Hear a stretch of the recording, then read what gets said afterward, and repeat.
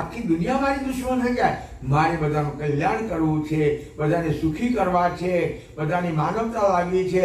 પણ કદાચ જેવા ઝાડ જીવો હોય એ ના ગમે. ના મેં છે ને ખાસો વર્ષ થઈ ગયો. અહીંયા ઊંચા માળે ગામ છે સુરત જિલ્લામાં.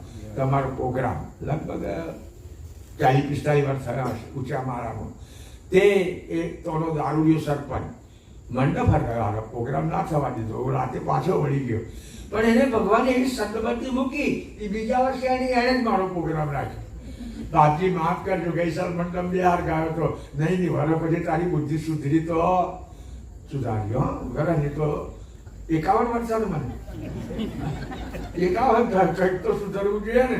51 વર્ષે તો સુધરો જરા. એટલે આ તો મને ઊંચા માળાની વાત કરું. એમ દયાળુ કે છે જેની મતિ ભૂચર હોય એને સમજણ પડે નહીં કરી. મહામંડળ ગંભીર સુનિતાવ સખત નહીં ભૂચર. જે ભૂચર જીવો છે, ભૂચરનો શું થાય? ભૂમિ પર ચરનાર ભૂચર.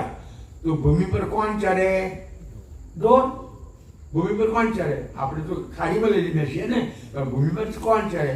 ઢોર. પશુ 4 વ્હીલમાં ને તમારી ભાષામાં એ ચરે. એટલે બાપી જેની પશુવત ગતિ હશે છે માણસ માટે, પણ પશુવત ગતિ હશે એ મારી આ અલૌકિક લક્ષ્ય ગતિને સમજી શકશે નહીં. કહે છે